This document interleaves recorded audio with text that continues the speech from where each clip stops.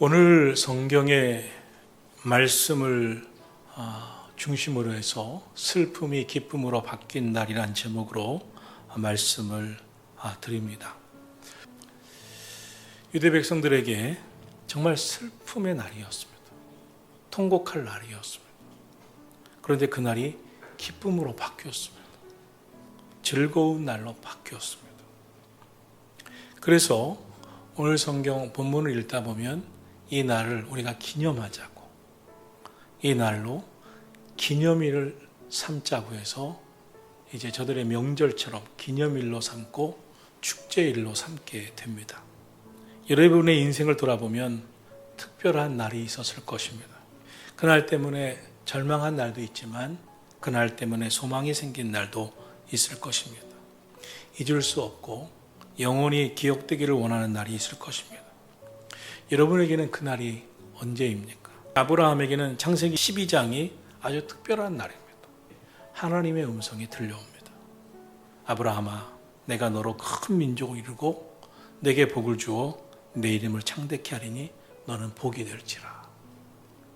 그날 그 음성을 들은 아브라함은 흥분하고 감격합니다. 그리고 인생의 새로운 날, 그의 삶에 무미건조하게 지나가던 날이 아주 기쁨의 날로 바뀌었습니다. 사도 바울에게는 사도행전 9장에서 다메섹으로 가던 길에 호련히 큰 빛 가운데 나타나신 예수님을 만난 날이 바로 그 날이 될 것입니다. 마찬가지로 우리 인생에도 특별한 날이 있습니다. 어떤 이는 처음 교회에 출석한 날이 감격적인 날이 될 수도 있고, 예수님을 영접함으로 내 마음의 기쁨과 감격에 빠진 날도 있을 수 있고, 성령을 체험하고 은사를 받음으로 하나님이 살아계시구나, 그 능력을 경험한 날이 정말 잊지 않고 싶은 영원한 기억되는 날이 되는 분도 있을 것입니다. 에스더서의 배경은 페르시아 시대입니다. 당시는 아하스웨로 왕이 페르시아를 통치하고 있었다고 말하고 있습니다. 그때 하만이라고 하는 사람을 국무총리를 세워서 아주 총리를 하고 있었습니다. 페르시아의 제2인자 총리로 올라온 하만은 이 권세가 하늘을 찌르듯 하고 있었기 때문에 자기에게 모든 사람이 엎드려 경배하는 것을 좋아하고 요구했습니다. 그러나 당시 무릎을 꿇고 절을 하고 경배하는 행위는 단순한 예절, 인사 예절이 아니었습니다. 이것은 신에게 하는 신적 경배의 표현이었습니다. 자신이 섬기는 신에게나 할 행위였습니다. 오직 경배를 받으실 분은 하나님 한 분뿐이기 때문에 하나님에 대한 믿음이 철저했던 모르드게는 할 수가 없는 일이었습니다.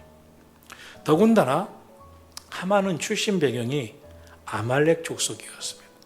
이스라엘 백성들이 애굽에서 출애굽해 가나안 땅 가는 길에 걸음걸이가 늦고 피곤하고 지친 사람들을 다 잡아다가 노예로 쓰거나 그들을 죽이거나 해쳤습니다.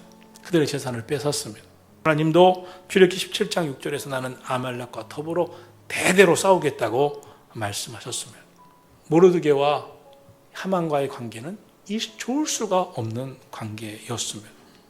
그러자 이제 분노가 치밀어 오르는 하만은 모르드게 한 사람만 죽일 수 없다는 생각을 하게 되고 유대민족 전체를 몰살시키는 음모를 꾸미게 됩니다. 그래서 3장 8절에 보면 하만이 아하스웨로 왕에게 나아가 말하기를 페르시아의 법률을 절대로 지키지 않는 민족이 있습니다. 저들을 용납해 두면 안 됩니다. 왕이시여 조서를 내려 그 민족을 다 진멸합시다. 내가 은 1만 달란트를 왕의 금고에 내어 드리겠나이다. 이렇게 말합니다. 하만은 왕의 허락을 받아내놓고 조서를 꾸미고 왕의 인장 반지를 찍습니다.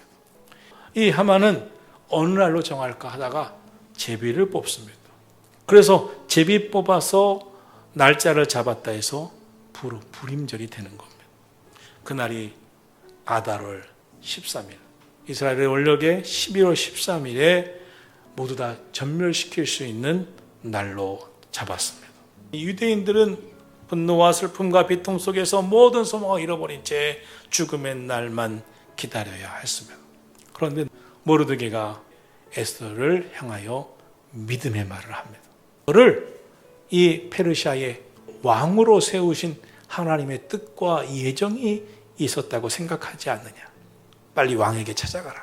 그러나 당시의 페르시아의 법은 왕이 부르지 않는 사람이라면 왕비라도 후궁이라도 그것은 왕의 생명을 노리고 온 것으로 봤기 때문에 처형이 가능했습니다.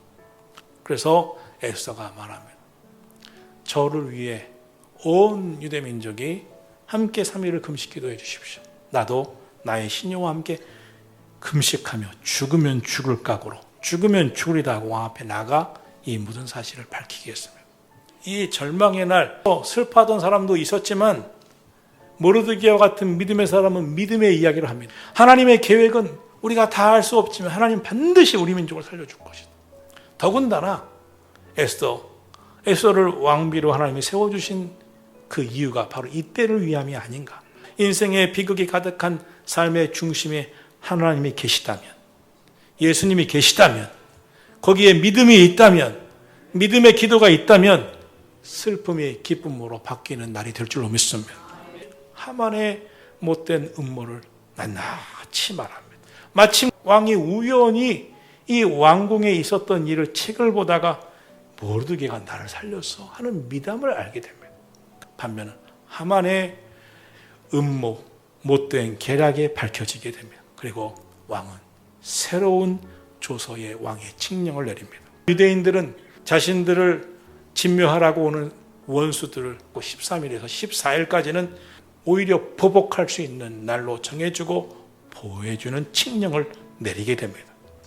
더군다나 하만의 재산은 다 몰수해서 에스더에게 주고 하만이 가지고 있었던 국무총리 자리를 모르드게에게 넘깁니다.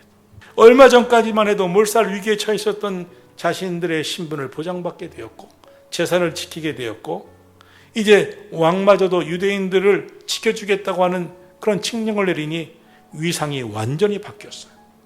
그러자 에스더서 8장 16절 17절을 보면 이 불임절에 유다인에게 영광과 즐거움과 기쁨과 존귀함이 있었고 본토 백성들조차도 유다인을 두려워하게 되었습니다.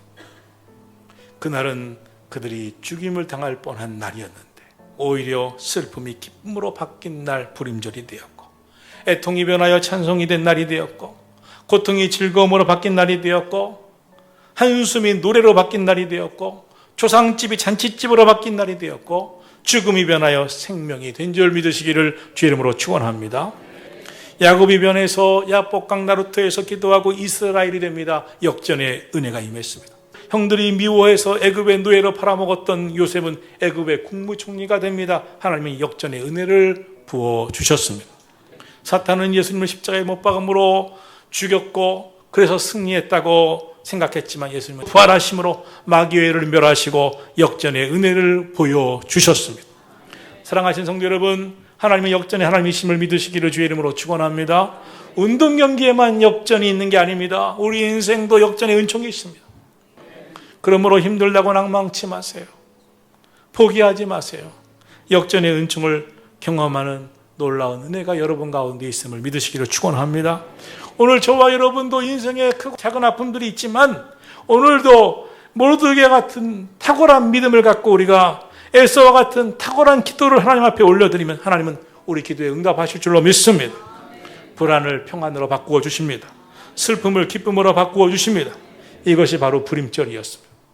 저는 오늘 이 에스더가 경험한 슬픔이 기쁨으로 바뀐 이 날이 75만 명의 유대민족이 경험한 이 날이 여러분 삶에도 날마다 일어나기를 주님의 이름으로 축원합니다. 그럼 이 같은 역전의 은혜, 슬픔이 변하여 기쁨으로 바뀌려면 우리가 어떻게 해야 될까요? 첫째로 기도하셔야 됩니다. 하나님 기도하는 자에게 역전의 은총을 주심을 믿으시기를 축원합니다. 둘째로 믿음이 있어야 됩니다. 여러분, 우리 믿음의 생각을 하시기를 축원합니다. 하나님 우리의 믿음을 보십니다.